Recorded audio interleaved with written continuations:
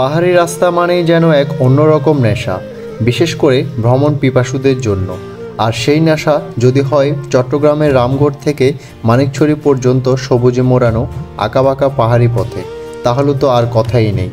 আজকে আমি আপনাদের নিয়ে চলেছি এই মনোমুগ্ধকর প্রাকৃতিক সৌন্দর্য ঘেরা পথ ধরে, যেখানে প্রতিটি বাঁক যেন এক নতুন গল্প বলে। আমাদের যাত্রা শুরু হয়েছিল ঠিক দুপুর 12টায় রামগড় সিনেমা হলের সামনে থেকে। সাথে ছিল আমার প্রাণের বন্ধুরা, আর বন্ধুরা সাথে থাকলেই যেন ভ্রমণ হয়ে ওঠে আরও রঙিন, আরও স্মরণীয়। যারা এর আগে এই পথে ট্রাভেল করেছেন তারা জানেন রামগড় টু মানিকছড়ির এই পাহাড়ি রাস্তা কতটা সুন্দর, কতটা মনোমুগ্ধকর।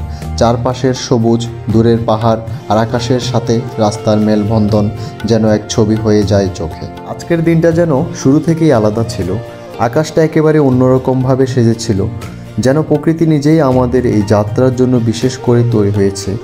বর্ষাকালে পাহাড়ি আকাশে মেঘ জমাট বাঁধে, এ তো সাধারণ ব্যাপার, কিন্তু আজকে মেঘেদের ভঙ্গি, রং আর সেই নীরব হাওয়া সব কিছু মিলিয়ে এক রকম রূপকথার আবহ তৈরি হয়েছিল।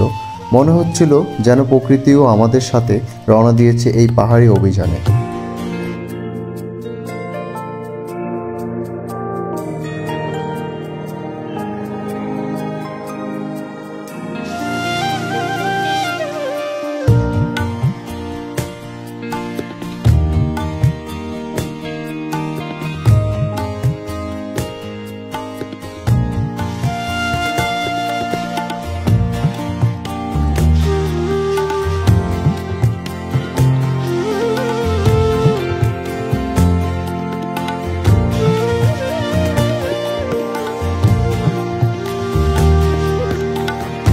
যারা এই পথে ঘুরতে আসেন তারা জানেন রামগড় টু মানিকছড়ির এই রাস্তাটা কিন্তু ব্যস্ততম রাস্তাগুলোর মধ্যে একটি।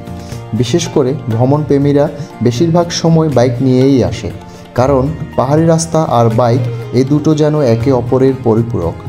তবে একটা কথা মনে রাখতে হবে, যতই রোমাঞ্চকর হোক এই রাস্তায় বাইক চালানো কিন্তু খুব সাবধানে করতে হয়। মোড় ঘুরলেই সামনে নতুন চ্যালেঞ্জ।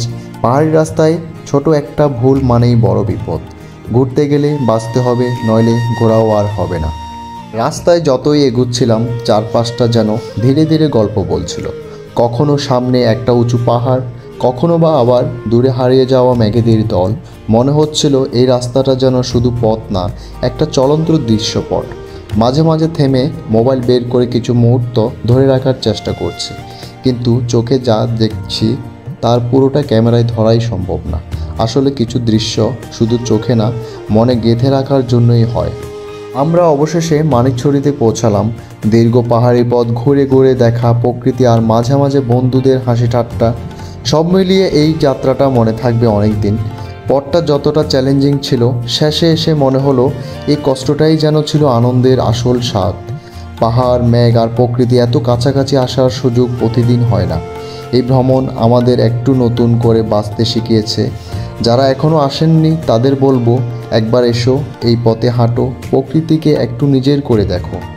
আর যারা আসবে মনে রেখো, ভ্রমণ শুধু গন্তব্যই নয়, পথের প্রতিটি মুহূর্ত ও একটা গল্প। সেই গল্প ছিল আমাদের রামগড় থেকে মানিকছড়ির এই ট্রিপ। দেখা হবে আবার নতুন কোনো পথের মোড়ে।